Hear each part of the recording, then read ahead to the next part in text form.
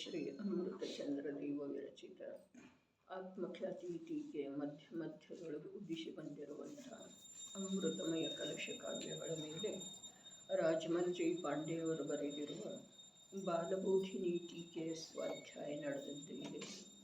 ನಿರ್ಜರ ಅಧಿಕಾರದ 25ನೇ ಕಲಶ. ಯತ್ಸನ್ನಾಶಮುಪೈತಿ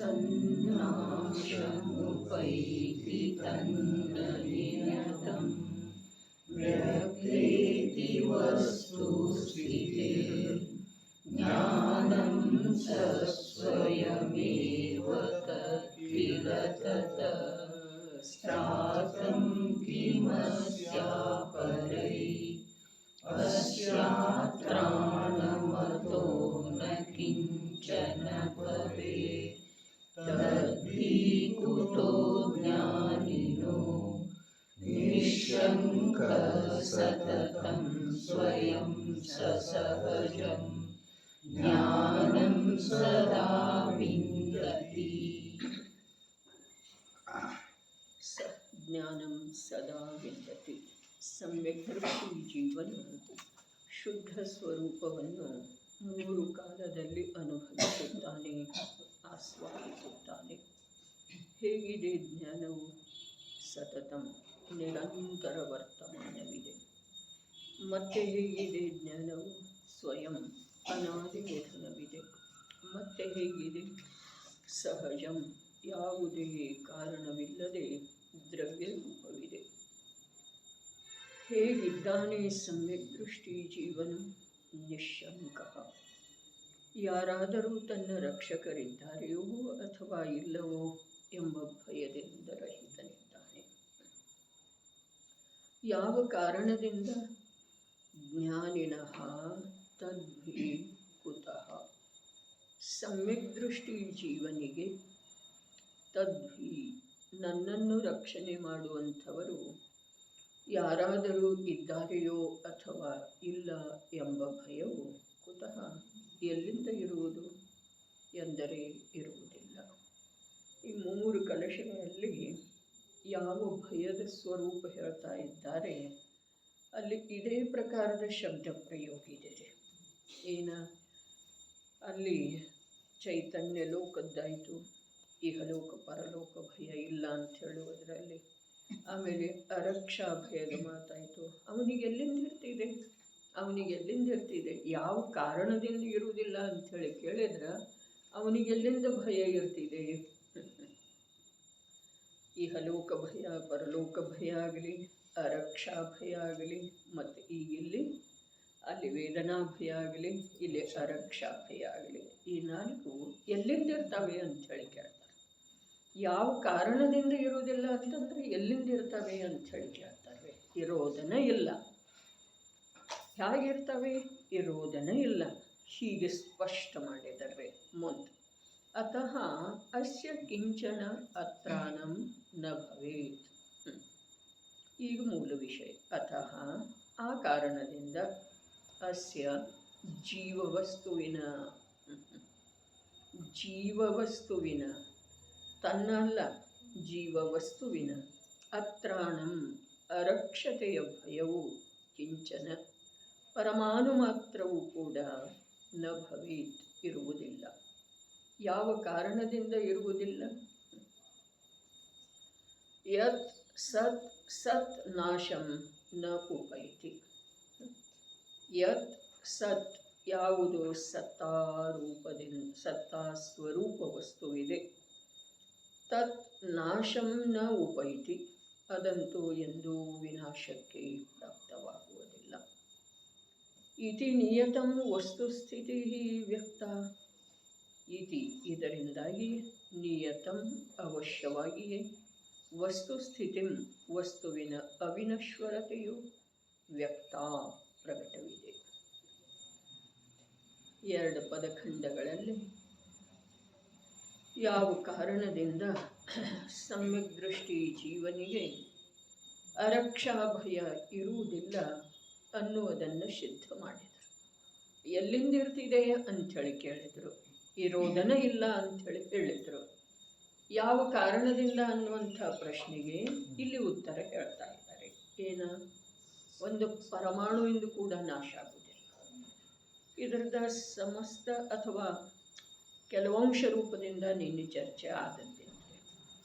ಯಾವುದು ದ್ರವ್ಯ ರೂಪ ಇದೆಯೋ ಅದರ ನಾಶ ಆಗೋದನ್ನೇ ಇಲ್ಲ.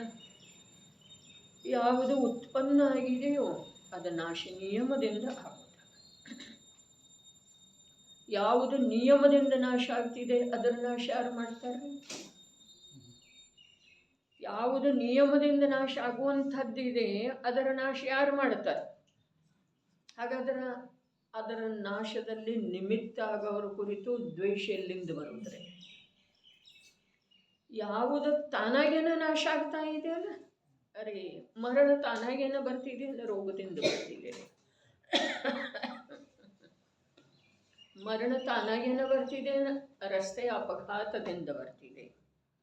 ಮರಣ ತಾನಾಗೇನ ಬರ್ತಿದೆ ಅನ್ನೋ ಯಾವುದೋ ಒಂದು ವಿಶಿಷ್ಟ ವಿಷಾದಿಗಳ ಪ್ರಾಶನದಿಂದ ಬರ್ತಿದೆ. ವಿಷಪ್ರಾಶನ ಮಾಡಿದ್ರೂ ಮರಣ ಬರುವುದಿಲ್ಲ. ಅನೇಕ ಜೀವರುಗಳ ರಕ್ಷಣೆ ಮಾಡುವ ಸಲುವಾಗಿ ಅನೇಕಾನೇಕ ವಸ್ತುಗಳನ್ನು ತೆಗೆದುಕೊಂಡು ಕೂತ್ರನೂ ಕೂಡ ಮರಣ ಬಿಡುವುದಿಲ್ಲ. ಯಾತಕ್ಕಾಗಿ ಭಯ ಇರ್ತಿದೆ ರೀ? ವಸ್ತುವಿನ ಸ್ವರೂಪ ಈ ಜೀವ ತನ್ನ ಲಕ್ಷ್ಯದೊಳಗ ತಿಳ್ಕೊಂಡ, ನಿರ್ಣಯ ಮಾಡಿದ, ಶ್ರದ್ಧೆ ಮಾಡಿದ ಅಂತಂದ್ರೆ ಯಾವ ಭಯನೂ ಇಲ್ಲ.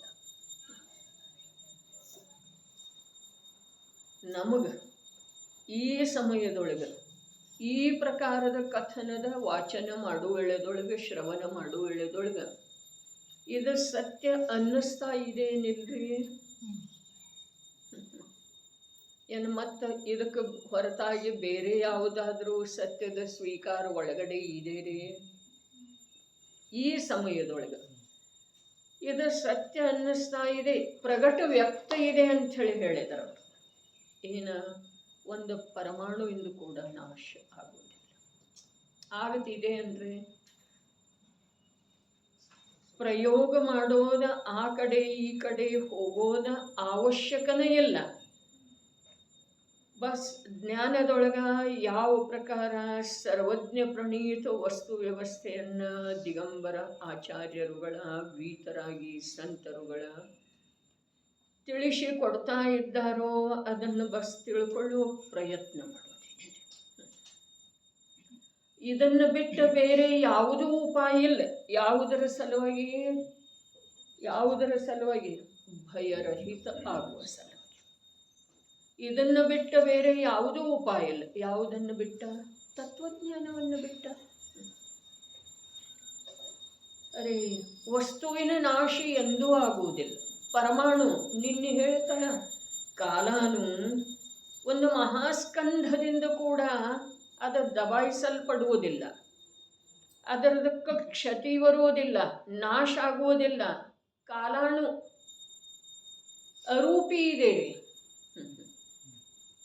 ಇನ್ನು ರೂಪಿ ಪರಮಾಣುಗಳಿದಾವ್ರಲ್ಲ, ಆ ಪರಮಾಣುಗಳದ ನಾಶ ಸ್ಕಂಧದಿಂದ ಆಗ್ತಿದೆ ಅಂದರೆ ಲೋಕ ವ್ಯಾಪ್ತಿ ಯಾವ ಧರ್ಮ ಅಧರ್ಮ ದ್ರವ್ಯದ ತೂಕ ಇದೆಯೋ ಆ ತೂಕದಿಂದ ಪರಮಾಣುವಿನ ನಾಶ ಆಗ್ತಿದೆ ಅಂದರೆ ಎಲ್ಲ ಪರಮಾಣುಗಳ ಸ್ಕಂಧ ರೂಪನ ಇರ್ತಾವೆ. ಹೀಗಿಲ್ರಿ, ಅನಂತ ಪರಮಾಣುಗಳ ಪರಮಾಣು ರೂಪನ ಅದವ್ರೆ. ಅನಂತಾನಂತ ಪರಮಾಣುಗಳ ಸ್ಕಂಧ ರೂಪ ಆಗಿದ್ದಾವೆ. ಯಾವ ಸ್ಕಂಧ ರೂಪ ಆಗಿದಾವೆಯೋ ಅವ ಸ್ಕಂಧದಿಂದ ಮತ್ತು ಬೇರೆ ಆಗ್ತವೆ.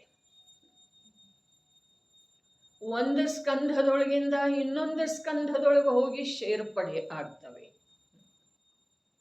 ಒಂದು ಪರಮಾಣು ಯಾವುದೋ ಒಂದು ಸ್ಕಂಧದಿಂದ ಹೊರಗೆ ಬಂದ ಅದೆಷ್ಟೋ ಕಾಲದವರೆಗೆ ಪರಮಾಣು ಆಗಿನ ಉಳಿತಿದೆ. ಆದರೆ ಅದು ಪರಮಾಣು ಆಗಿನ ಉಳಿಯುವುದರಿಂದ ಅದಕ್ಕೆ ಯಾವ ಬಾಧೆ ಇಲ್ಲ. ಅದು ಒಂದು ಸಮಯ ಕೂಡ ಪರಮಾಣು ರೂಪದಿಂದ ಉಳಿಲೇ ಇಲ್ಲ. ಯಾವಾಗಲೂ ಸ್ಕಂಧ ರೂಪದಿಂದನ ಅದು ಇದೆ ಅಂದ್ರೂ ಅದಕ್ಕೆ ಯಾವ ಬಾಧೆ ಇಲ್ಲ. ಅದ್ಭುತ ಮಾತು.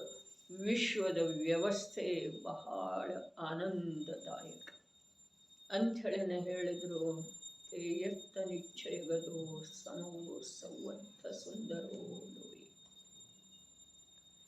ಬಸ್ ನಾವು ತಿಳ್ಕೊಳ್ಳೋದಿದೆ, ನಾನು ಯಾವ ಭಿನ್ನ ಪದಾರ್ಥದ ಕಾರಣದಿಂದ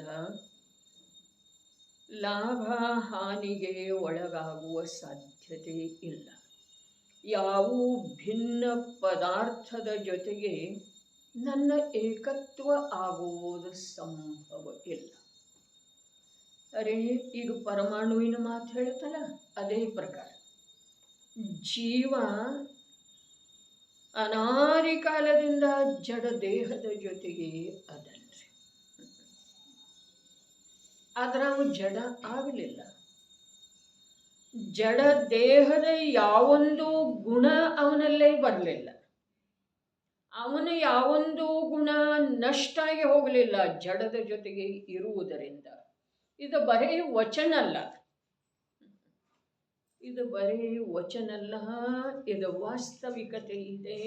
ಇದನ್ನ ತಿಳ್ಕೊಳ್ಳೋದ, ನಿರ್ಣಯ ಮಾಡೋದ, ಶ್ರದ್ಧಾ ಮಾಡೋದ, ಸುಖಿಯಾಗೋದ ನಮ್ದು ಕರ್ತವ್ಯ ಇದೆ.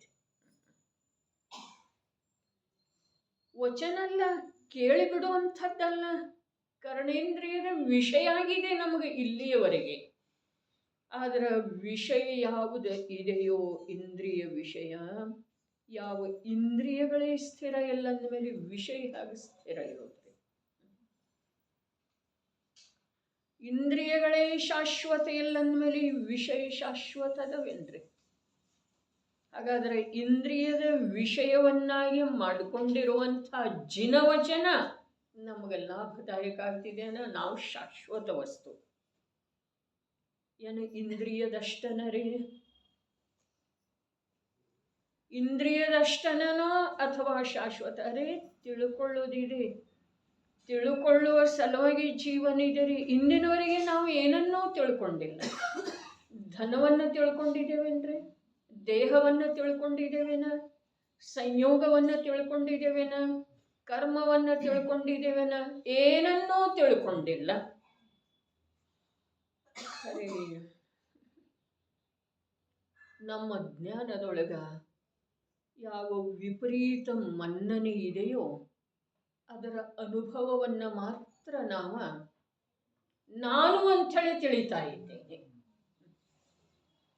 ಏನು ವಿಪರೀತ ಮನ್ನಣೆಯ ಅನುಭವ ಏನಿದೆಯಲ್ಲ, ಆ ಅನುಭವವನ್ನು ಮಾತ್ರ ನಾವು ಬಿಟ್ಟು ಬಿಡದೆ ಯಾವುದೇ ಪ್ರಕಾರ ಜ್ಞಾನದೊಳಗ ಸ್ವಲ್ಪ ಕೂಡ ಅದರದ ಮಂಥನ ಅಥವಾ ಅವಲೋಕನೆಯನ್ನು ಕೂಡ ಮಾಡದೆ ಅದನ್ನೇ ನಾನು ಅಂಥೇಳಿ ಅನುಭವ ಮಾಡ್ತಾ ಅನಂತ ಕಾಲ ಕಳೆದು ಹೋಯಿತು, ಅನಂತ ಭವಗಳ ಕಳೆದು ಹೋದು. ಇವರು ಹೇಳ್ತಾ ಇದ್ದಾರೆ, ವ್ಯಕ್ತ ಇದೆಯಲ್ಲ ಯಾವುದರ ನಾಶ ಆಗೋದಿಲ್ಲ. ಎಲ್ಲಿ ವ್ಯಕ್ತ ಇದೆ? ಎಲ್ಲಿ ವ್ಯಕ್ತ ಇದೆ? ಯಾವುದ್ರದ್ದು ನಾಶ ಆಗುವುದಿಲ್ಲ ಅನ್ನೋದು ಪರಮಾಣುವಿನ ಮೂಲಕ ಹೇಳಿದ್ದಾರೆ. ಯಾಕೆ ಅಂತಂದ್ರೆ ನಮ್ಮದು ಸಂಗತಿ, ನಮ್ಮದು ವ್ಯವಹಾರ, ನಮ್ಮದು ಶ್ರದ್ಧೆ ಪುದ್ಗಲದ ಜೊತೆಗೇನೂ ಇದೆಯಲ್ಲ.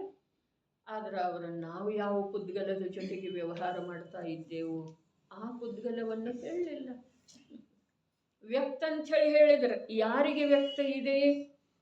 ಯಾರಿಗೆ ವ್ಯಕ್ತ ಯಾರಿಗಿದೆ? ನಡೀರಲ್ಲಿ ನೋಡೋಣ. ಪರಮಾಣು ಮಾತ್ರವೂ ಕೂಡ ಇನ್ನೊಂದು ಸ್ವಲ್ಪ ಮೇಲೆ ಆ ಕಾರಣದಿಂದ ಜೀವ ವಸ್ತುವಿನ ಅರಕ್ಷತೆಯ ಭಯವು ಪರಮಾಣು ಮಾತ್ರವೂ ಕೂಡ ಇರುವುದಿಲ್ಲ. ಯಾವ ಕಾರಣದಿಂದ ಇರುವುದಿಲ್ಲ? ಯಾವುದು ಸತ್ತಾಸ್ವರೂಪ ವಸ್ತುವಿದೆ ಅದಂತೂ ಎಂದೂ ವಿನಾಶಕ್ಕೆ ಪ್ರಾಪ್ತವಾಗುವುದಿಲ್ಲ. ಯಾವುದು ಸತ್ತಾಸ್ವರೂಪ ವಸ್ತುವಿದೆ ಅದರ ನಾಶ ಎಂದೂ ಆಗುವುದಿಲ್ಲ, ವಿನಾಶಕ್ಕೆ ಪ್ರಾಪ್ತ ಆಗುವುದಿಲ್ಲ. ಇದು ಪ್ರಕಟ ಇದೆ ಅಂದರೆ ಮುಂದೆ ಹೇಳಿದ್ದಾರೆ ನೋಡ್ರಿ. ಇದರಿಂದಾಗಿ ಅವಶ್ಯವಾಗಿಯೇ ವಸ್ತುವಿನ ಅವಿನಶ್ವರತೆಯು ಪ್ರಕಟವಿದೆ. ಪ್ರಗಟ ಇದೆ ಅಂತ ಹೇಳಿ ಹೇಳಿದ್ರಲ್ಲ, ಅವರಿಗಿದೆ ನಮಗಿದೆ ರೀ. ಪ್ರಕಟಣೆ ಇದೆ. ಯಾರಿಗೆ? ಯಾರು ಹೇಳ್ತಾ ಇದ್ದಾರೆ ಅವರಿಗೋ, ಯಾರಿಗೆ ಹೇಳ್ತಾ ಇದ್ದಾರೆ ಅವರಿಗೋ.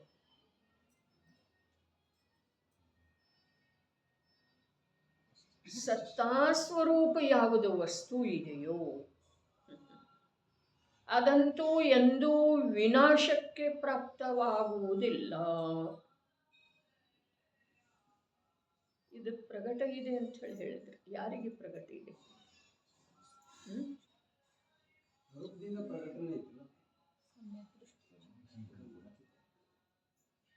ಯಾರಿಗೆ ಪ್ರಗಟ ಇದೆ? ಯಾವುದು ಸತ್ತಾಸ್ವರೂಪ ವಸ್ತುವಿದೆ ಅದಂತೂ ಎಂದೂ ವಿನಾಶಕ್ಕೆ ಪ್ರಾಪ್ತವಾಗುವುದಿಲ್ಲ. ನೋಡ್ರಿ, ಪ್ರಗಟ ಇದೆ ಅಂತ ಹೇಳಿ ಹೇಳಿದ್ರಲ್ಲ, ಈಗ ಯಾವುದು ಹಿಟ್ಟು ಇದೆ ಅದು ಕಣಕಾಗ್ತಿದೆ, ರೊಟ್ಟಿ ಆಗ್ತಿದೆ, ನಾಶ ಆಯ್ತೇನ್ರಿ? ಧಾನ್ಯ ಇದೆ ಅದು ಹಿಟ್ಟಾಯಿತು, ಹಿಟ್ಟಾಗಿದ್ದ ರೊಟ್ಟಿ ಅಥವಾ ಚಪಾತಿ ಆಯಿತು, ನಾಶ ಆಯ್ತೇನ್ರಿ? ಅದರದ ಸೇವನೆ, ವ್ಯಕ್ತಿ ಅದರನ್ನು ತಿಂದು ಬಿಟ್ಟ, ನಾಶ ಆಯ್ತೇನ್ರಿ? ಒಬ್ಬ ಮನುಷ್ಯ ಇದ್ದಾನೆ, ಬಾಲಕ, ಈಗ ಜನ್ಮ ತಾಳೆದಂಥ ಒಂದು ಜೀವ, ಮನುಷ್ಯ ಜೀವ ಬಾಲಕ ಇದ್ದಾನೆ. ಅವನು ಕಿಶೋರಾವಸ್ಥೆಗೆ ಪ್ರಾಪ್ತ ಆದ. ಆ ಬಾಲ್ಯಾವಸ್ಥೆ ನಾಶ ಆಯಿತು, ಅವನು ನಾಶ ಆಯ್ತೇನ್ರಿ? ಅದಕ್ಕೆ ವಿನಾಶ, ವಿಶೇಷ ರೂಪದಿಂದ ನಾಶ ಆಗುವುದಿಲ್ಲ. ಅವಸ್ಥೆ ನಾಶ ಆಗ್ತಿದೆ, ಅದರ ವಸ್ತು ಉಳಿತಿದೆ ಅನ್ನುವ ಮಾತನ್ನು ಇಲ್ಲಿ ಹೇಳ್ತಾ ಇದ್ದಾರೆ. ಆ ಬಾಲಕ ಕಿಶೋರಾವಸ್ಥೆಯಿಂದ ತರುಣಾವಸ್ಥೆಗೆ ಬಂದ. ಇಷ್ಟಂತೂ ಪ್ರಗಟ ಇದೆ. ತರುಣಾವಸ್ಥೆಗೆ ಬಂದಂಥವ ವೃದ್ಧಾವಸ್ಥೆಗೆ ಪ್ರಾಪ್ತ ಆದ. ಆ ಅವಸ್ಥೆಗಳ ನಾಶ ಆದವು, ಆದರೆ ಅವನು ವಿನಾಶ ಆಗಲಿಲ್ಲ.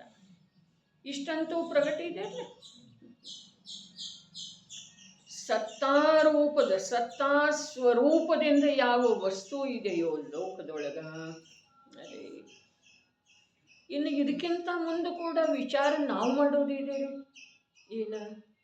ತರುಣಾವಸ್ಥೆ ಹೋಯಿತು, ಬಾಲ್ಯಾವಸ್ಥೆ ಹೋಯಿತು, ಕಿಶೋರಾವಸ್ಥೆ ಹೋಯಿತು, ತರುಣಾವಸ್ಥೆ ಹೋಯಿತು, ವೃದ್ಧಾವಸ್ಥೆ ಹೋಯಿತು, ಮರಣಕ್ಕೆ ಪ್ರಾಪ್ತ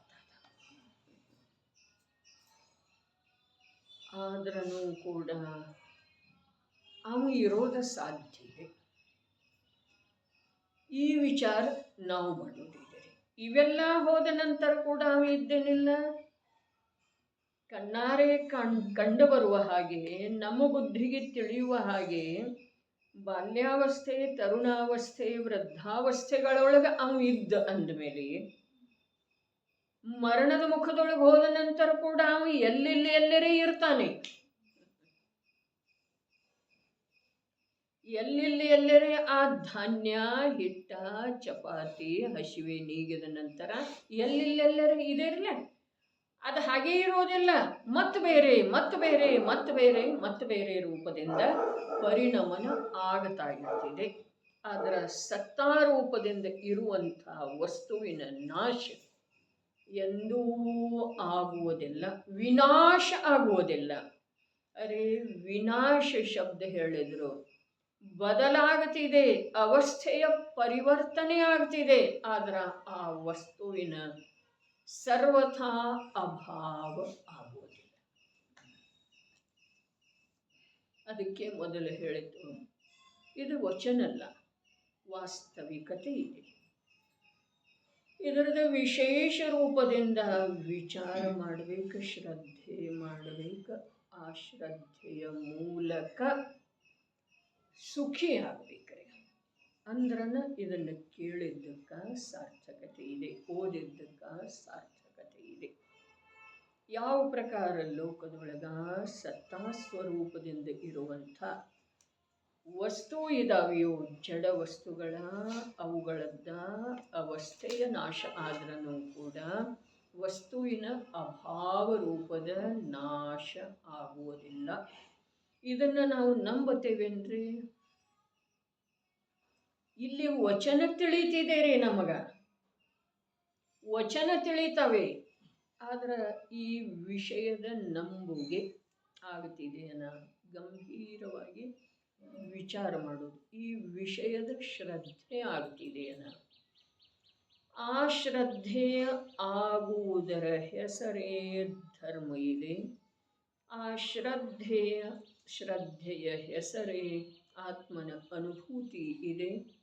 ಆ ಶ್ರದ್ಧೆಯ ಹೆಸರೇ ಆಗಮದೊಳಗೆ ಸಮ್ಯಕ್ ದರ್ಶನ ಅಂತ ಹೇಳ್ತೇವೆ.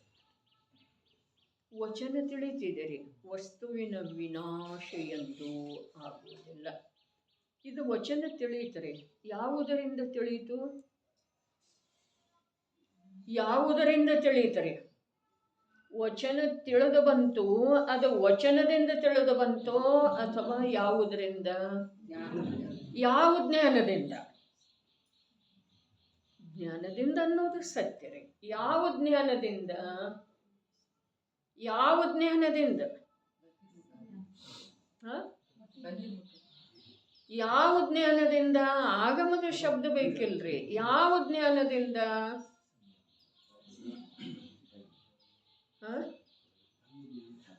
ಯಾವುದ ಸ್ವರೂಪದಿಂದ ಚ್ಯುತ ಆಗಿದೆ, ಅದರ ಜೊತೆಗಿನ ಸಂಪರ್ಕವನ್ನು ಕತ್ತರಿಸಿ ಹಾಕಿದೆ, ಅದರಿಂದ ತಿಳಿಯುತ್ತಾರೆ. ಯಾವುದ ವಸ್ತುವಿನ ಜೊತೆಗಿನ ಸಂಪರ್ಕವನ್ನು ಬಿಟ್ಟುಕೊಂಡು ಹೊರಗೆ ಬಂದಿದೆ, ಅದರಿಂದ ತಿಳಿಯುತ್ತಾರೆ. ಅದರದ ಸತ್ತ ಎಷ್ಟಿದೆ ರೀ? ಅದರದ ಸತ್ತ ಎಷ್ಟಿದೆ? ಒಂದು ಸಮಯ. ತಪ್ಪು ಎಲ್ಲೇ ಆಗ್ತಾ ಇದೆ? ತಪ್ಪು ಎಲ್ಲೇ ಆಗ್ತಾ ಇದೆ?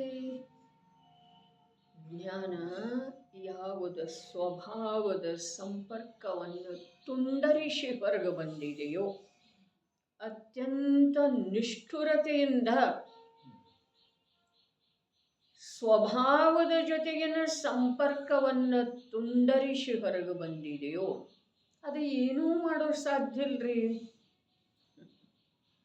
ಏನೂ ಮಾಡೋಕ್ಕೆ ಸಾಧ್ಯ ಇಲ್ಲ. ನಾವು ಯಾವುದನ್ನು ನಾನು ಅಂಥೇಳಿ ಅಭಿಮಾನ ಮಾಡ್ತಾ ಇದ್ದೇವಲ್ಲ, ಅದರಿಂದ ನನಗೆ ಏನೂ ಆಗೋಕ್ಕೆ ಸಾಧ್ಯ ಇಲ್ಲ. ಯಾಕೆ ಅಂತಂದ್ರೆ ನನ್ನಿಂದ ಸಂಪರ್ಕವನ್ನು ತುಂಡರಿಸಿ ಬಂದಿದೆ ಅಂತ. ಕ್ಷಯೋಕ್ಷಮ ಜ್ಞಾನದ ಅಭಿಮಾನ ಇದೆ ಏನಿಲ್ರಿ? ಇದೆ. ವ್ರತರೂಪದ ಪರಿಣಾಮ ಯಾವ ಪ್ರಕಾರ ಪರಾಶ್ರಿತ ಇದೆಯೋ, ಸ್ವಭಾವದಿಂದ ಭಿನ್ನಾಗಿರುವಂಥದ್ದು ಇದೆಯೋ, ಅದೇ ಪ್ರಕಾರ ಕ್ಷಯೋಕ್ಷಮ ಜ್ಞಾನ ಸ್ವಭಾವದ ಸಂಪರ್ಕವನ್ನು ಬಿಟ್ಟಂತೆ. ವ್ರತರೂಪದ ಪರಿಣಾಮದಿಂದ ಶಾಂತಿಯ ಅನುಭವ ಆಗ್ತಿದೆ ಅಂದ್ರೆ ಕಲ್ಪನಾ ಮಾಡ್ಕೊಳ್ತಾನ್ರಿ ಅವನ ಶಾಂತಿ ಭಾಳ ಆರಾಮೈತೆ. ಅದೆಲ್ಲ ಬಿಟ್ಬಿಟ್ನಲ್ಲ, ಅಂಗಡಿಗೆ ಹೋಗೋದ, ಸತ್ಯ ಮಾತಾಡೋದ ಎಲ್ಲ ಬಿಟ್ಟು, ತರಕಾರಿ ಹೆಚ್ಚೋದ, ಅಡುಗೆ ಮನೆಯೊಳಗೆ ಏನೇನು ಆರಂಭ ಇತ್ತು ಅದನ್ನೆಲ್ಲ ಬಿಟ್ಟು ತನ್ನಷ್ಟಕ್ಕೆ ತಾನ ತಿಳ್ಕೊಂತಾನ್ರಿ ಶಾಂತಿ ಇದೆ ಭಾಳ. ಆದರೆ ಪರದ್ರವ್ಯದೊಳಗಿನ ಯಾವುದೇ ಕಾರ್ಯ ವಿಶೇಷದಿಂದ ನಿವೃತ್ತಿ ಆದ ನಂತರ ಆತ್ಮನಿಗೆ ಶಾಂತಿ ಆಗುತ್ತಿದೆಯನ. ಅದಕ್ಕೆ ಇನ್ನೊಂದು ಬೇಕ್ರಿ ಕಾರ್ಯ. ಏನು ಬೇಕು? ಏನು ಬೇಕು? ಅಲ್ಲಿಂದ ನಿವೃತ್ತಿ ಆಯ್ತಲ್ಲ, ಅದು ಸ್ವದೊಳಗೆ ಏಕತ್ವ ಅಥವಾ ಪ್ರವೃತ್ತಿ ಬೇಕ್ರಿ. ಅದಿಲ್ಲ ಅಂತಂದ್ರೆ ಅದು ನಿವೃತ್ತ ಅಧರದೊಳಗೆ ಎಲ್ಲಿ ಉಳಿಯೋದ್ರಿ ಪರಿಣಾಮ? ಅದು ಒಂದಲ್ಲ ಒಂದು ಪರವನ್ನ ಆಶ್ರಯ ಮಾಡೋದು. ಅದಕ್ಕೆ ಸೂಕ್ಷ್ಮ ಭಗವತ್ ಧರ್ಮ. ಸತ್ತಾ ಸ್ವರೂಪದ ವಸ್ತುವಿನ ವಿನಾಶ ಎಂದೂ ಆಗುವುದಿಲ್ಲ. ಇದು ನಮಗೆ ತಿಳಿಯಿತೋ ಅಥವಾ ಇಲ್ಲ? ತಿಳಿಯಿತು. ಆದ್ರೆ ಆ ತಿಳಿಯುವಿಕೆ ಯಾವುದ್ರೊಳಗಾಯ್ತು? ತಿಳಿಯುವ ಕಾರ್ಯ ಆತ್ಮನ ಸಂಪರ್ಕವನ್ನು ಬಿಟ್ಟು ಆತ್ಮನ ವಿರೋಧಿಯಾಗಿ ಹೊರಗೆ ಬಂದಿದೆಯಲ್ಲ, ಆ ಪರ್ಯಾಯದೊಳಗಾಯ್ತು. ತಿಳ್ಕೊಳ್ಬೇಕನ್ನಿಷ್ಟು ಅಂತಂದ್ರೆ ಗಂಭೀರವಾಗಿ ತಿಳ್ಕೊಳ್ಳೋದು. ತಿಳಿಯುವ ಮಾತು ಬಹಳ ಬೇರೆ. ಅದಕ್ಕೆ ಈ ಮೊದಲು ಹೇಳಿದ್ದು ನಾವು, ಅನಂತ ಕಾಲದೊಳಗೆ ಯಾವುದನ್ನೂ ಈ ಜೀವ ತಿಳಿದೇ ಇಲ್ಲ. ತಿಳಿದ ಅಂತಂದ್ರ ಅವನ ಕಾರ್ಯ ಆಯ್ತಲ್ಲ. ತಿಳಿಯುವುದೇ ಅವನ ಕಾರ್ಯ ಇದೆಲ್ಲ. ಯಾವುದನ್ನೂ ತಿಳಿದಿಲ್ಲ, ದೇಹವನ್ನು ತಿಳಿದಿಲ್ಲ, ಪರಿವಾರವನ್ನು ತಿಳಿದಿಲ್ಲ, ಧನವನ್ನು ತಿಳಿದಿಲ್ಲ, ಖ್ಯಾತಿಯನ್ನು ತಿಳಿದಿಲ್ಲ, ಅದೇ ಯಾವುದನ್ನೂ ತಿಳಿದಿಲ್ಲ. ಯಾವ ಜ್ಞಾನ ಸ್ವಭಾವವನ್ನು ತಿಳಿತಿದೆಯೋ, 3 ಕಾಲದಲ್ಲೂ ನಾನು ಒಂದು ಜ್ಞಾನವನ್ನು ಹೊರತುಪಡಿಸಿ ನನ್ನಲ್ಲೇ ಬೇರೆ ಏನೂ ಇಲ್ಲ ಅಂಥೇಳಿ ಯಾವ ಜ್ಞಾನ ಸ್ವಯಂ ತನ್ನನ್ನು ತಿಳಿತಿದೆಯೋ, ಅದೇ ಜ್ಞಾನ ಸಂಪೂರ್ಣ ವಿಶ್ವವನ್ನು, ವಿಶ್ವದ ಪದಾರ್ಥಗಳನ್ನು, ಅಥವಾ ತನ್ನ ಕ್ಷಯೋಕ್ಷಮದ ಅನುಸಾರ ಎಷ್ಟು ಪರದ ಕಡೆಗೆ ಲಕ್ಷ್ಯ ಹೋಗ್ತಿದೆಯೋ ಆ ಪರಪದಾರ್ಥಗಳನ್ನು ಆ ಜ್ಞಾನ ತಿಳಿಯೋದು ಸಾಧ್ಯನೇ ಇಲ್ಲ. ನಮ್ಮಷ್ಟಕ್ಕೆ ನಾವು ಏನು ಬೇಕಾದ ಅಂದುಕೊಂಡ್ರೂ ಕೂಡ ಅದರಿಂದ ನಮಗೆ ಹಾನಿ ಆಗೋದಿದೆ, ಲಾಭ ಅಂಶ ಮಾತ್ರನೂ ಆಗೋದಿಲ್ಲ. ನಾನು ಶ್ರೀಮಂತ ಅಂದುಕೊಂಡ ನಂತರ ಏನು ಲಾಭ ಆಗ್ತಿದ್ದೀರಿ? ನಾನು ದರಿದ್ರ, ಅರೆ 6 ಪುರಾಣಿಯೊಳಗೂ ಬರ್ತಿದ್ದೆಲ್ಲ. ನಾನೇ ಸುಂದರ, ನಾನೇ ಧನಿಕ, ನಾನೇ ಕುರೂಪಿ, ನಾನೇ ನಿರ್ಧನ, ನನ್ನದೇ ಅಧಿಕಾರ, ನಂದೇನೂ ನಡೀತಾ ಇಲ್ಲ. ಇದೆಲ್ಲ ನಿರಂತರ ಬದಲಾವಣೆ ಆಗ್ತಾ ಇರುವಂತಹ ಭಾವಗಳೇನಿದಾವೆ, ಈ ಭಾವಗಳಿಂದ ಜೀವನಿಗೆ ಬರೀ ದುಃಖ. ನಾನು ಸುಂದರ, ನಾನು ನಿರೋಗಿ, ನಾನು ಶ್ರೀಮಂತ ಅನ್ನೋ ವೇಳೆದೊಳಗನೂ ದುಃಖ ಇದೆ. ನಾನು ಅಸುಂದರ, ನಾನು ರೋಗಿ, ನಾನು ದರಿದ್ರಿ, ನನ್ನ ಮಹಿಮೆ ಬಹಳ ಇದೆ, ನಂದೇನು ಬೆಲೆ ಇಲ್ಲ. ಇದು ಯಾವುದ್ರೊಳಗೂ ಅರ್ಥನೇ ಇಲ್ರಿ. ವಿಚಾರ ಮಾಡ್ರಿ, ಏನಾಗೋದಿದೆ? ನಾನು ಶ್ರೀಮಂತ ಅಂಥೇಳಿ ತಿಳಿಯೋದ್ರಿಂದ, ನಾನು ಜ್ಞಾನಿ ಅಂಥೇಳಿ ತಿಳಿಯೋದ್ರಿಂದ, ನಾನು ಸುಂದರ, ನಾನು ಸಬಲ ಅಂಥೇಳಿ ತಿಳಿಯೋದ್ರಿಂದ, ಆ ತಿಳಿಯುವಿಕೆಯಿಂದ ಆ ವ್ಯಕ್ತಿಗೆ ಯಾವ ಲಾಭ ಆಗಿದೆ ಹೇಳಿ? ಯಾವ ಲಾಭ ಆಗಬಹುದಾಗಿದೆ ಅನ್ನೋದ್ರ ವಿಚಾರ ಮಾಡ್ರಿ. ಹೇಳೋದು ಆಯಿತು, ಆದರೆ ಯಾವ ಲಾಭ ಆಗಬಹುದಾಗಿದೆ?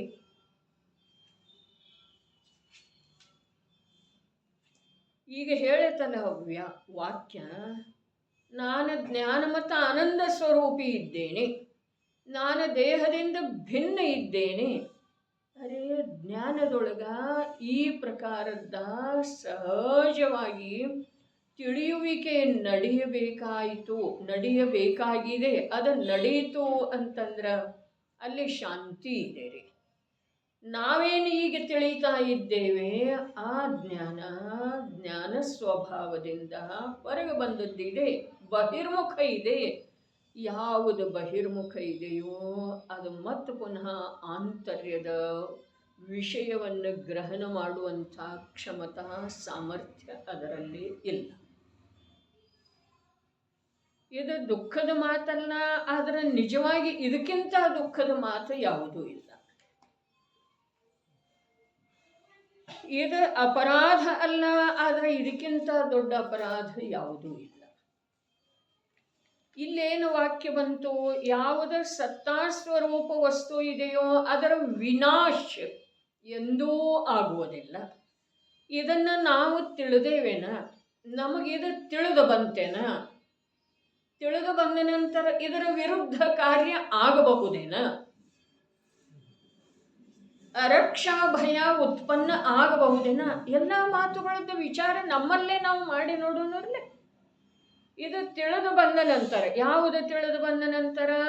ಸತ್ತಾ ಸ್ವರೂಪದ ಯಾವ ವಸ್ತು ಇದೆಯೋ ಅದರ ವಿನಾಶ ಎಂದೂ ಆಗುವುದಿಲ್ಲ. ಇದು ಒಂದು ವೇಳೆ ತಿಳಿದು ಬಂತು ಅಂದ್ರೆ ಅದರ ಅವಸ್ಥೆಯ ಪರಿವರ್ತನೆಯೊಳಗ ಯಾವುದೇ ಪ್ರಕಾರದಿಂದ ಅವನಿಗೆ ಹರ್ಷ ವಿಷಾದ ಆಗುವುದಿಲ್ಲ. ಇದು ತಿಳಿದು ಬಂತು ಅಂತಂದ್ರೆ ಯಾವುದೇ ಅನ್ಯ ಪದಾರ್ಥದೊಳಗ ಎಂಥದೇ ಬದಲಾವಣೆ ಆದ್ರೂ ಕೂಡ ಅವನಿಗೆ ರಾಗ ದ್ವೇಷ ರೂಪದ ಪರಿಣಾಮ ಆಗುವುದಿಲ್ಲ. ಯಾಕೆ ಅಂತಂದ್ರೆ ಅದು ವಸ್ತು ಇದೆಯಲ್ಲ, ಯಾವುದರದ ಅವಸ್ಥೆ ಬದಲಾಗಿದೆಯೋ ಅದು ವಸ್ತು ಇದೆ. ಧನ ಕಳೆದು ಹೋದ ನಂತರ ಕೂಡ ಅವನಿಗೆ ರಾಗದ್ವೇಷ ಆಗುವುದಿಲ್ಲ. ಯಾಕೆ?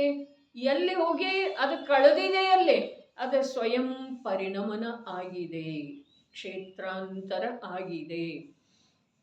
ಆ ಧನಕ್ಕ ಯಾವ ಪುಣ್ಯದ ನಿಮಿತ್ತದ ಅವಶ್ಯಕತೆ ಇತ್ತೋ ಅದು ಇನ್ನೊಬ್ಬರ ಹತ್ರ ಇರುವುದರಿಂದ ಅದು ಅಲ್ಲಿ ಹೋಗಿದೆ. ಅರೆ ವಸ್ತು ವ್ಯವಸ್ಥೆ ಅಂಥದ್ದಿದೆ. ಇದನ್ನು ತಿಳ್ಕೊಂಡ ನಂತರ ಬರೀ ಇದು ಒಂದು ಮಾತನ್ನ, ಯಾವ ಒಂದು ಮಾತನ್ನ, ಯಾವುದು ಸತ್ತಾಸ್ವರೂಪ ವಸ್ತುವಿದೆ ಅದರ ವಿನಾಶವೆಂದೂ ಆಗುವುದಿಲ್ಲ. ಇಷ್ಟು ಮಾತು ತಿಳಿದ ನಂತರ ಅಂತ ಹೇಳ್ತಾ ಇದ್ದೇನೆ ನಾನು. ಈ ವಾಕ್ಯದ ಮರ್ಮ, ವಾಚ್ಯ ರೂಪದ ಭಾವ ತಿಳಿದ ನಂತರ ಏನು ಉಳಿತಿದೆ ಹೇಳ್ರಿ ನಮ್ಮಲ್ಲಿ? ದುಃಖದ ಯಾವ ಕಾರಣ ಉಳಿತಿದೆ? ಈಗ ಅವೇನು 3 ಹೇಳಿದರು, 3 ಭಯಗಳದ್ದು ಪರಿಹಾರ ಮಾಡಿದರು 2 ಕಲಶಗಳಲ್ಲಿ. ಇದನ್ನ 4ನೇ ಭಯದ್ದು ಏನು ಪರಿಹಾರ ಮಾಡ್ತಾ ಇದ್ದಾರೆ. ಇವು ಬೇರೆ ಬೇರೆ ಅದಾವೇನ? ಎಲ್ಲ ಒಂದೇ ಅದಾವ್ರಿ. ಬರೇ ಒಂದು ವಸ್ತುವಿನ ಸ್ವರೂಪವನ್ನು, ಅರೆ ಚೈತನ್ಯ ಲೋಕವನ್ನು ತಿಳಿಯೋದಿದೆ. ವರ್ತಮಾನ ಪರ್ಯಾಯ ಮತ್ತು ಭಾವಿ ಪರ್ಯಾಯದ ರೂಪವನ್ನು ಬಿಟ್ಟು ಚೈತನ್ಯ ಲೋಕವನ್ನು ತಿಳಿಯೋದಿದೆ. ಮೊದಲನೇದ್ದು ಇಹಲೋಕ ಪರಲೋಕ.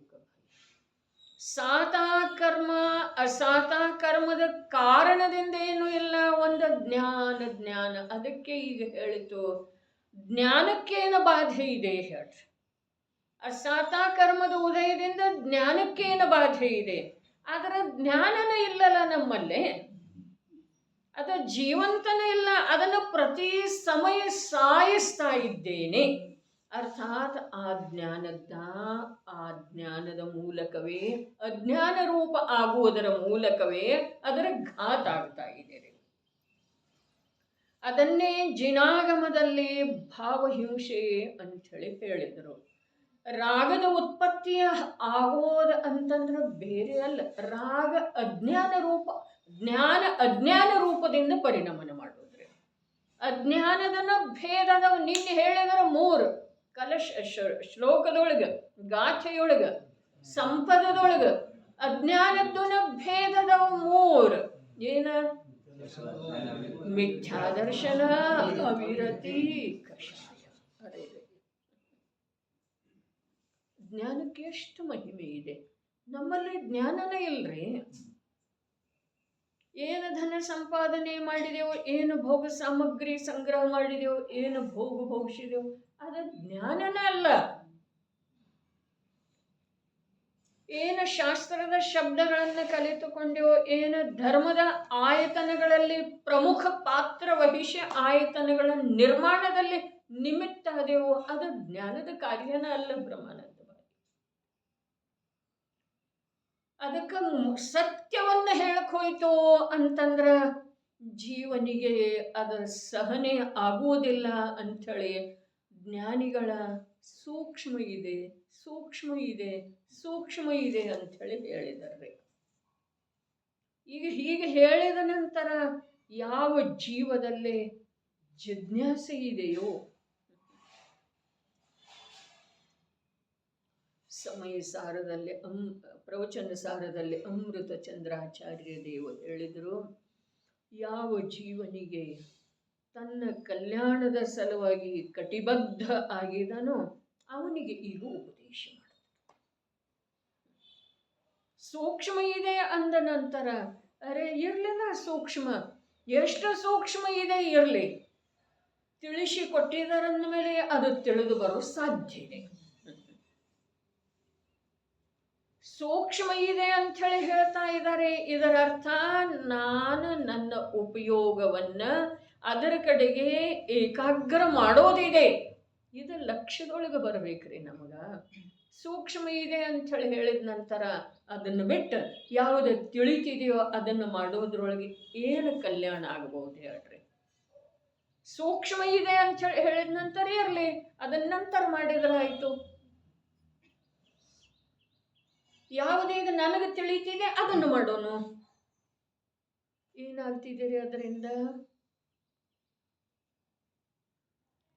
ಅಕ್ಷರ ಜ್ಞಾನ ಮತ್ತು ಅಂಕ ಜ್ಞಾನ ಎರಡಿದೆ ಅಲ್ಲ ವಿದ್ಯೆಯ ಸಲುವಾಗಿ. ಅಕ್ಷರ ಜ್ಞಾನದೊಳಗ ಮೊದಲ ಅ ಅಥವಾ ರ ರ ಠ ಈ ಕ ಹೇಳಿದರೆ ಹೌದೇನಿಲ್ಲ? ಕನ್ನಡದವರ ಕನ್ನಡ ಭಾಷೆಯ ಸಲುವಾಗಿ ಅ ಆ ಈ ನಂತರ ಹೇಳಿದರ್ರಿ. ಮೊದಲ ರ ಠ ಈ ಕ ಹೇಳಿದರ್ರಿ. ಯಾಕ? ಅವೆಲ್ಲ ಗುಂಡು ಗುಂಡುಗನದವ್ರಲ್ಲ, ಅದು ಸುಲಭ ಇದೆ. ಇದೇನಿಲ್ಲ ವಿಚಾರ ಮಾಡೋದು, ಸಾವಕಾಶ ಮನೆಯಲ್ಲಿ ಹೋಗಿ ವಿಚಾರ ಮಾಡೋದು. ಯಾಕೆ ಅಂತಂದ್ರೆ ಅಲ್ಲಿ ಯಾವ ತಾಪಿಲ್ಲ.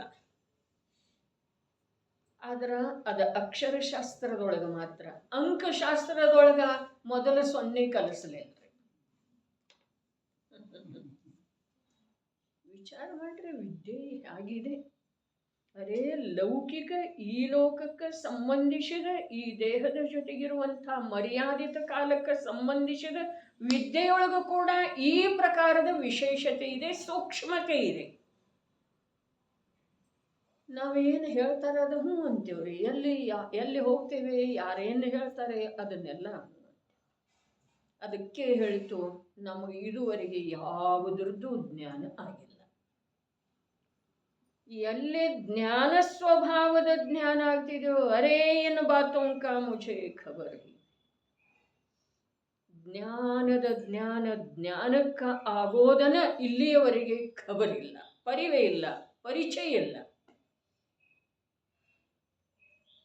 ಜ್ಞಾನ ಇಲ್ಲದ ಜ್ಞಾನದ ಮೂಲಕ ವಸ್ತುವಿನ ಜ್ಞಾನ ಹೇಗಾಗೋದ್ರಿ? ನ್ಯಾಯ ಇದೆ ರೀ. ಜ್ಞಾನ ಇಲ್ಲದನ ಜ್ಞಾನದ ಮೂಲಕ ವಸ್ತುವಿನ ಅನ್ಯ ವಸ್ತುವಿನ ಜ್ಞಾನರೇ ಹೇಗಾಗೋದ್ರಿ? ಅಂಥೇಳಿ ನಮಗೆ ಅದರ ಜ್ಞಾನ ಹೇಗಿದೆ? ವಿಪರೀತ ಇದೆ ರೀ. ಧನ ಸುಖದ ಕಾರಣ ಇಲ್ಲ, ನಿರೋಗಿ ಶರೀರ ಸುಖದ ಕಾರಣ ಇಲ್ಲ. ಆದರೆ ನಮಗೆ ಅವೇ ಸುಖದ ಕಾರಣ ಅನ್ನಿಸ್ತಾ ಇದ್ದಾವಲ್ಲ. ಪುತ್ರ, ಪರಿವಾರ, ಸಮಾಜದೊಳಗೆ ಒಂದಿಷ್ಟು ಸ್ಥಾನಮಾನ, ಇವು ಸುಖದ ಕಾರಣ ಅನ್ನಿಸ್ತಾ ಇದ್ದಾವೆ. ಅದಾವೇನ್ರಿ ಅವ?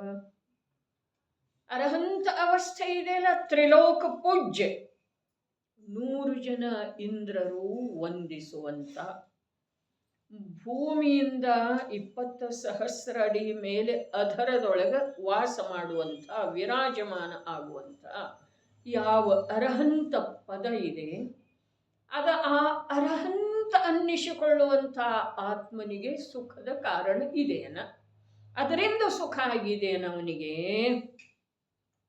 ಆ ಆತ್ಮನಿಗೆ, ಆ ಚೇತನಾತ್ಮನಿಗೆ ಅದರಿಂದ ಸುಖ ಆಗಿದೆಯನ? ಹಾಗಾದ್ರೆ ನಮಗೆ ಯಾವ ಪದವಿ ಬೇಕಾಗಿದೆ? ಕಾಮದೇವರ ಆದರಲ್ಲ, ಚಕ್ರವರ್ತಿಗಳ ಹೇಗ ಆದರೂ ಹಾಗೆ ಕಾಮದೇವಗಳಾದರಲ್ಲ ಪ್ರತಿಯೊಬ್ಬ ತೀರ್ಥಂಕರರ ಕಾಲಕ್ಕ. ಅವರಿಗೆ ಆ ಸುಂದರ ಶರೀರದಿಂದ ಸುಖ ಇತ್ತೇನ್ರಿ? ಹಾಗಾದ್ರೆ ನಮ್ಮ ಸುಖದ ಪರಿಭಾಷೆ ಹೇಗಿದೆ? ಇಲ್ಲೇನು ಕಪ್ಪು ಕಲೆ ಆಯಿತು ಅಂಥೇಳಿ ಎಷ್ಟು ಅದರ ಬಗ್ಗೆ ಚಿಂತೆ ಮಾಡ್ತೇವ್ರಿ.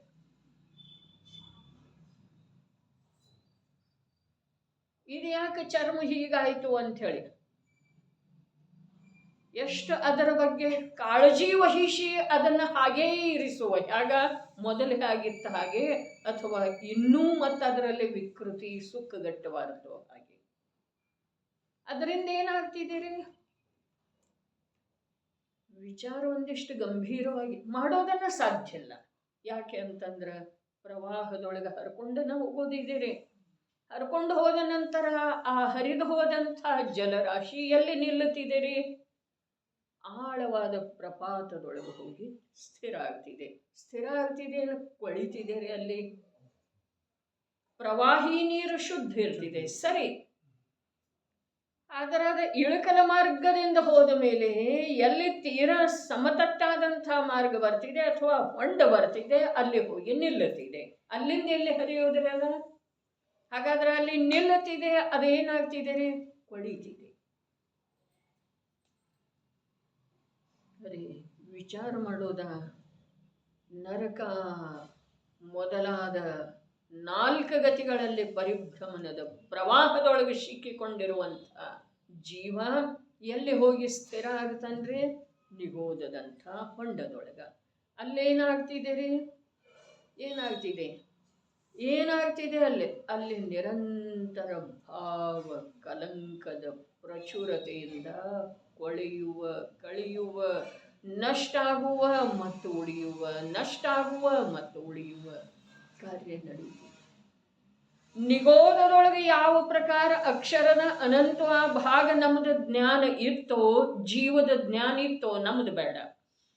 ಜೀವದ ಜ್ಞಾನ ನಿಗೋದದೊಳಗೆ ಯಾವ ಅಕ್ಷರದ ಅನಂತ ಭಾಗ ಮಾತ್ರ ಇರುವಂತಹ ಜ್ಞಾನ ಯಾವ ಕಾರ್ಯನೂ ಮಾಡಲಿಲ್ಲವೋ, ಅದೇ ಪ್ರಕಾರ ಸಂಜ್ಞಿ ಪಂಚೇಂದ್ರಿಯ ಅವಸ್ಥೆಗೆ ಪ್ರಾಪ್ತಾಗಿ ಜಿನವಾಣಿಯ ಎದುರಿಗೆ ಮಂಡೀಶರು ಎಳೆದೊಳಗೂ ಕೂಡ ಕಾರ್ಯ ಮಾಡ್ತಾ ಇಲ್ಲ. ಬರೇ ಈ ಒಂದು ವಾಕ್ಯ ಏನ? ಯಾವುದು ಸತ್ತಾ ಸ್ವರೂಪದ ವಸ್ತು ಇದೆಯೋ ಅದರ ವಿನಾಶ ಎಂದೂ ಆಗುವುದಿಲ್ಲ. ಯಾವುದಿದೆ ಸತ್ತಾ ಸ್ವರೂಪದ ವಸ್ತು? ಯಾವುದು ಇದೆ? ನನಗೆ ಯಾವುದು ಕಾಣಿಸ್ತಾ ಇದೆ ಅದು ನಾ ಯಾವುದರಿಂದ ನೋಡ್ತಾ ಇದ್ದೇನೆ ಅದು. ಎರಡರದು ಸತ್ತಾ ಇದೆ, ಅದರ ನಾಶ ಎಂದು ವಿನಾಶ ಎಂದೂ ಆಗುವುದಿಲ್ಲ. ಪರಿವರ್ತನೆ ಆಗ್ತಿದೆ, ಬದಲಾವಣೆ ಆಗ್ತಿದೆ, ಅವಸ್ಥೆಗಳಲ್ಲಿ ಬದಲಾವಣೆ ಆಗ್ತಿದೆ. ಅವಸ್ಥಾ ರೂಪದಿಂದ ವಸ್ತುವೇ ಬದಲಾವಣೆ ಆಗ್ತಿದೆ, ಆದರೆ ವಸ್ತು ರೂಪದಿಂದ ವಸ್ತುವು ಬದಲಾಗುವುದಿಲ್ಲ.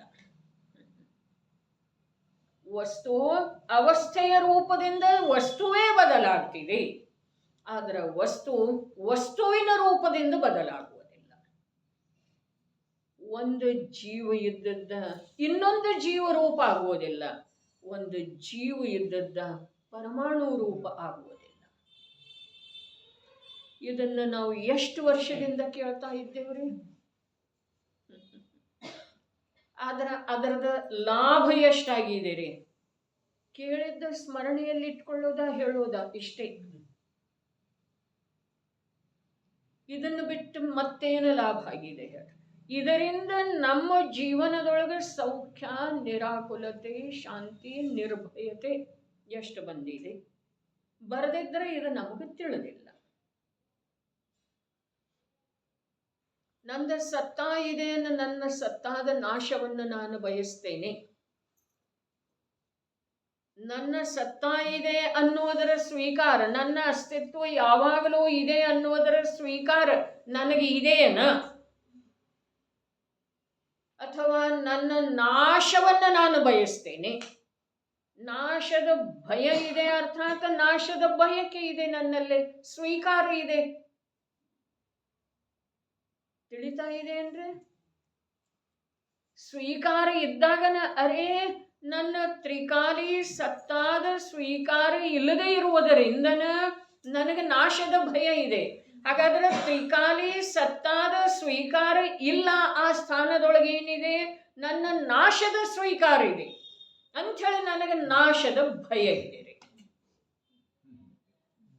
ಎಂಥ ಸಿದ್ಧಾಂತ ಇದೆ, ಬಂದು ಬಿಟ್ಟಿದೆ ನಮ್ಮ ಭಾಗ್ಯದಿಂದ.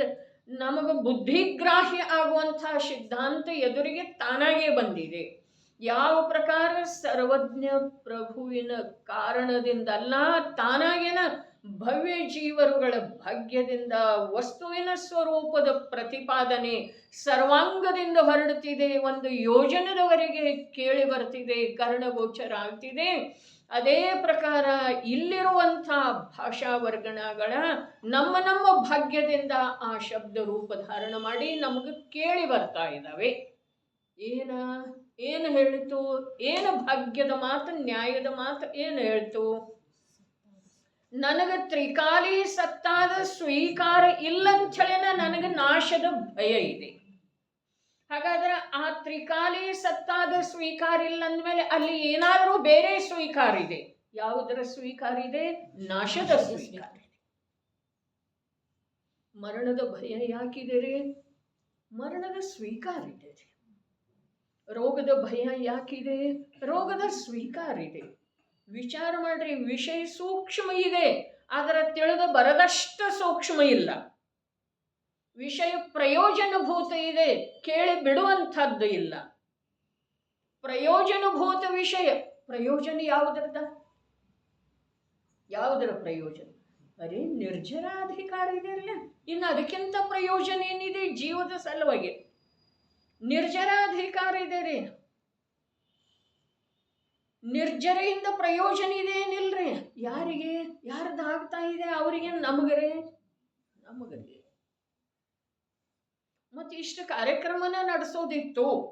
ದಿನ ಇಷ್ಟು ಗಂಟೆಗೆ ಬರೋದ, ಇಷ್ಟು ಕೂಡೋದ, ಮುಗಿಸಿದ ಮೇಲೆ ಹೋಗೋದ, ಎಷ್ಟು ನಡೆಸೋದಿತ್ತು ಅಂತಂದ್ರೆ ಅದಂತೂ ನಡೀತಾನೆ ಇದೆ ರೀ, ನಡೀತಾನೆ ಇದೆ. ಅದು ಅನ್ಯ ದ್ರವ್ಯದ ಕಾರ್ಯ ಇದೆ. ನಮಗೆ ಯಾವುದರ ಸ್ವೀಕಾರ ಇದೆ? ನನ್ನ ಅಸ್ತಿತ್ವದ ಸ್ವೀಕಾರ ಇದೆ, ನನ್ನ ಜ್ಞಾತ ಸ್ವಭಾವದ ಸ್ವೀಕಾರ ಇದೆ, ನನ್ನ ದೇಹದಿಂದ ಭಿನ್ನ ಸ್ವಭಾವದ ಸ್ವೀಕಾರ ಇದೆ. ವಿಚಾರ ಮಾಡ್ತಾ ಹೋಗ್ರಿ, ಆ ವಾಕ್ಯಗಳಿಗೆ ನಮ್ಮ ಬುದ್ಧಿಗೋಚರಂತೂ ಕೊನೆ ಬರುವುದಿಲ್ಲ. ಆದ್ರೆ ಕೊನೆ ಬರದಷ್ಟು ವಾಕ್ಯಗಳು ಇದ್ರೂ ಕೂಡ ಒಂದು ವಾಕ್ಯದ ಒಳಗಡೆ ಅಂಶ ಮಾತ್ರನೂ ರಸಾಸ್ವಾದನ ಆಗಿಲ್ಲ.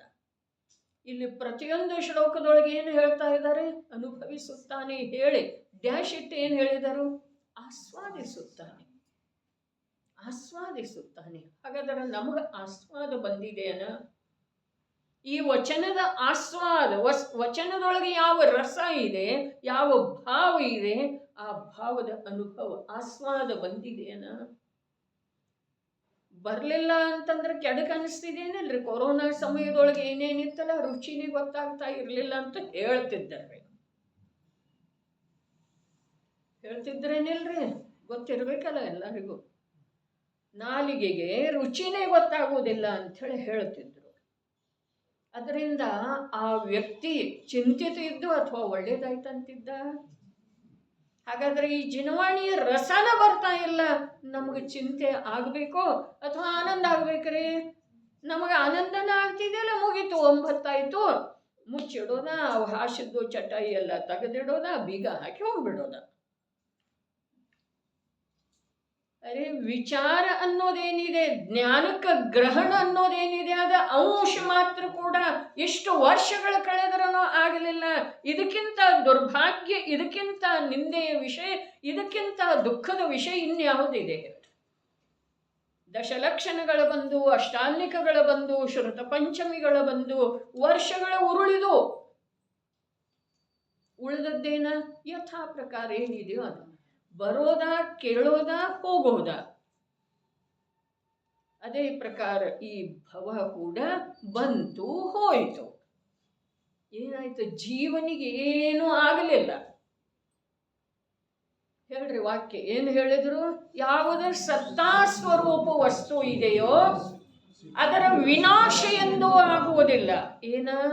ಯಾವುದರ ಸತ್ತಾ ಸ್ವರೂಪ ವಸ್ತು ಇದೆಯೋ, ಯಾವುದಿದೆ ಅದ? ಯಾವುದಿದೆ? ಎರಡೇ, ಜೀವಮ ಜೀವಂ ದೌಢಂ. ಎರಡದವ್ರೆ ಸತ್ತಾ ಸ್ವರೂಪದ ವಸ್ತು. ಆರಿಲ್ಲ. ಅರೇ ಆ ಅಜೀವದೊಳಗೆ 5 ಭೇದ ಇದಾವ ಪ್ರಭು, ಮುಗಿತದ.